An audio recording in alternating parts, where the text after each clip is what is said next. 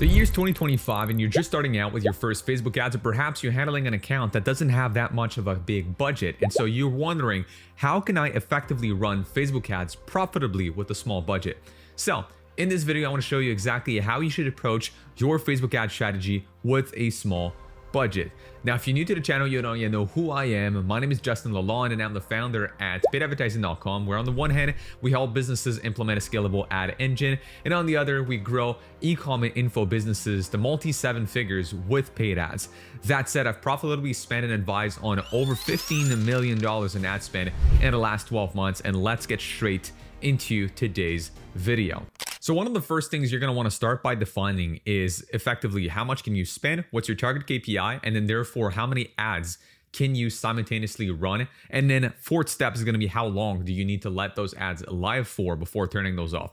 So let's get to the iPad now and get started.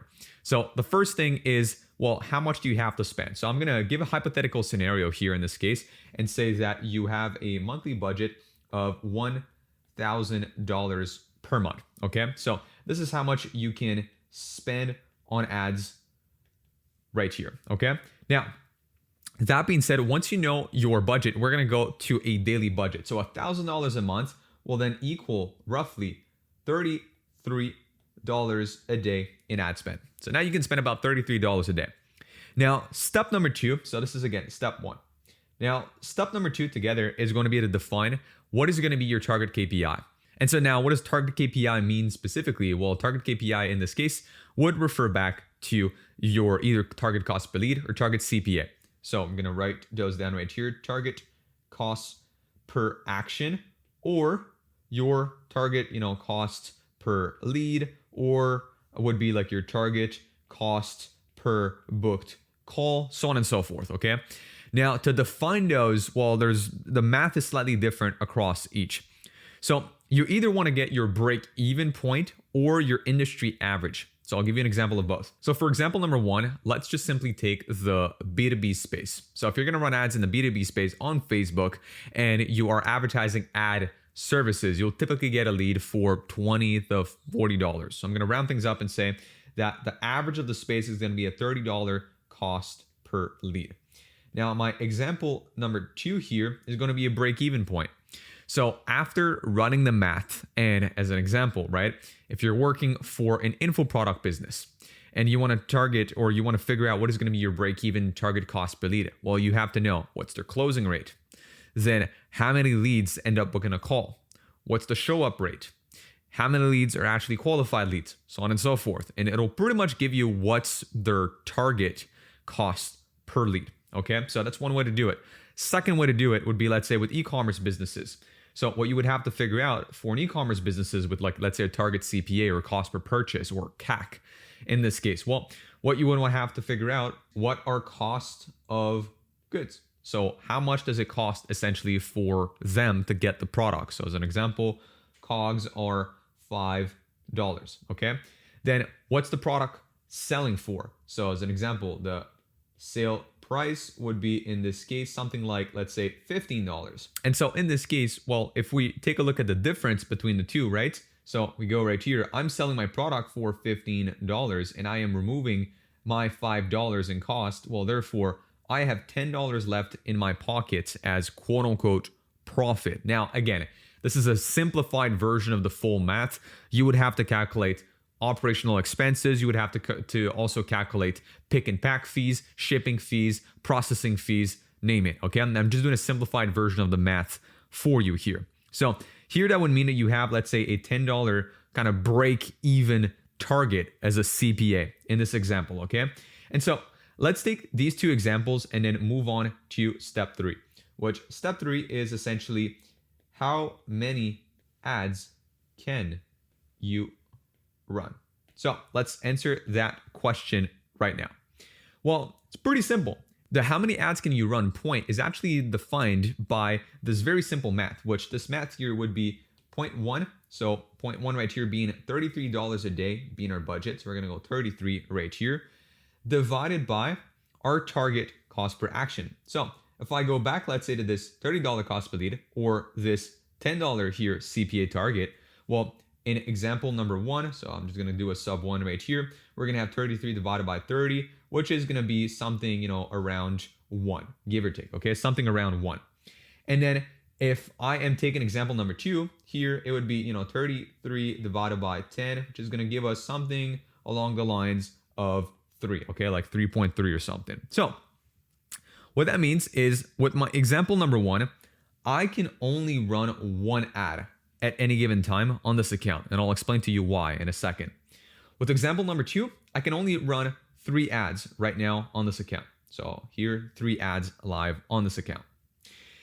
And so I want to give you another scenario before I then kind of get into the ad strategy part of things, which is a scenario number 3, an example number 3 for my point number 2. Okay, so let's go back here and say example number 3. Okay, I'm gonna say that hypothetically speaking, in this case, you are working, let's say, in the home improvement space. Well, the home improvement space actually happens to have a pretty high cost per lead in a lot of areas in the US.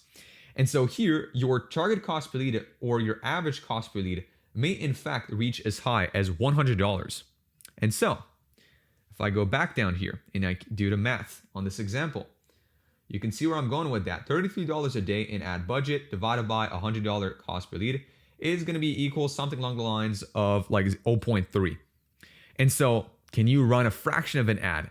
No. So what do? Well, let me get into that.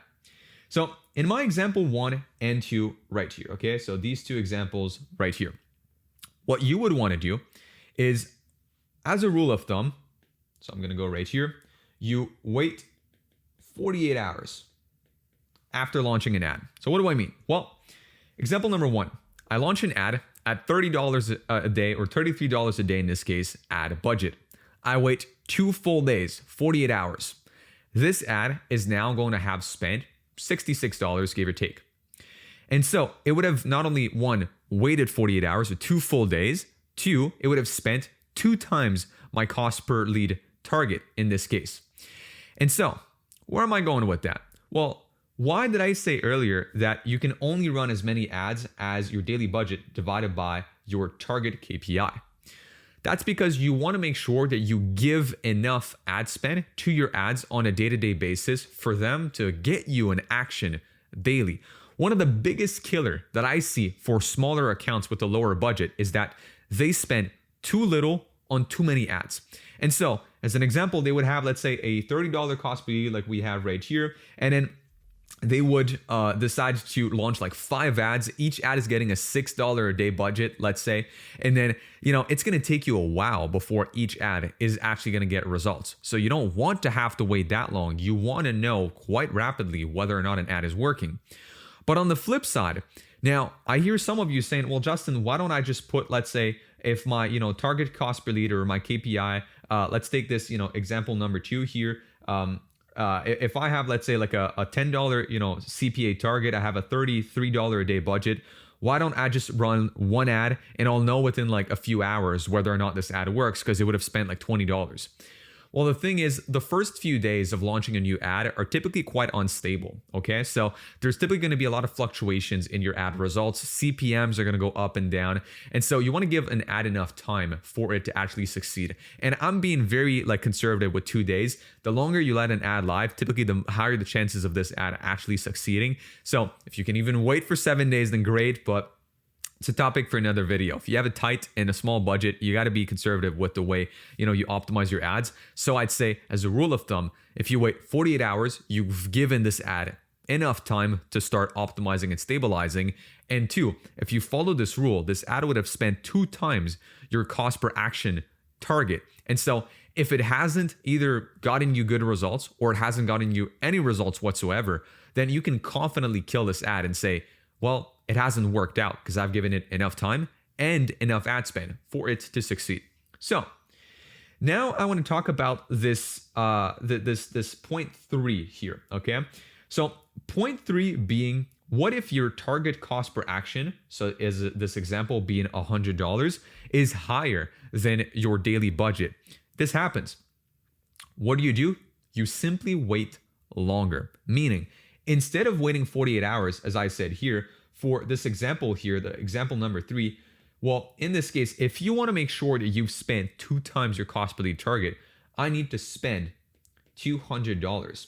And if I'm going to spend $200 divided by $33 a day in ad budget, well, it's going to take me roughly 6 or so days in order for me to know whether or not this ad is working. And so instead of waiting 48 hours or 2 days, I'm going to have to wait 6 whole days right here before making a decision. And so you get the point.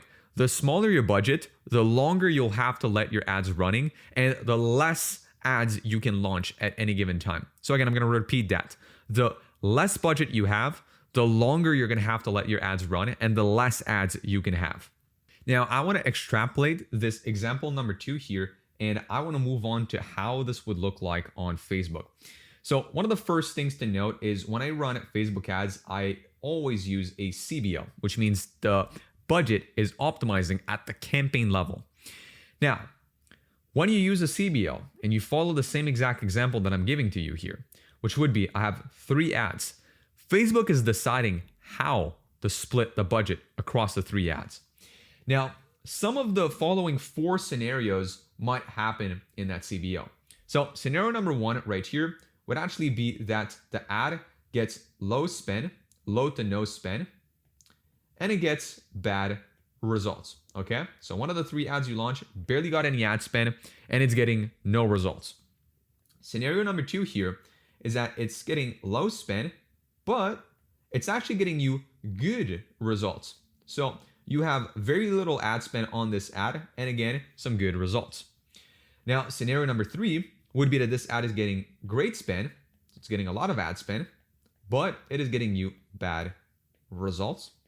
And finally, scenario number 4 is that this ad is getting great spend, but it is also getting you great results. And so the scenario 4 here is the only scenario that I would consider a winner. Any other scenario here is a loser and an ad to kill. So going back to my scenario number 2, where I'm launching 3 ads, well, if after 48 hours, I look into my ads and I will for sure see one of these 4 scenarios. Either 1 or 2 of my 3 ads are going to get low ad spend and no results or bad results. Well, I would want to axe those ads. I would want to kill them. Or, as an example, one of my ad got quite a low amount of ad spend and it got some good results. Even if this happened, again, it is not a winner. A winner would have to get a significant amount of ad spend with profitable results.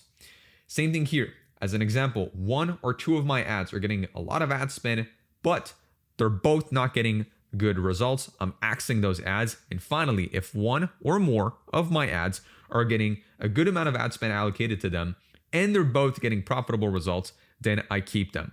And if I axe, so going back to this scenario number 2, if I kill 1 or 2 of the ads, one of you guys now might ask me, Justin, what do? Do you replace those creatives with new creatives? Do you just let all the budget get spent on the winning ad?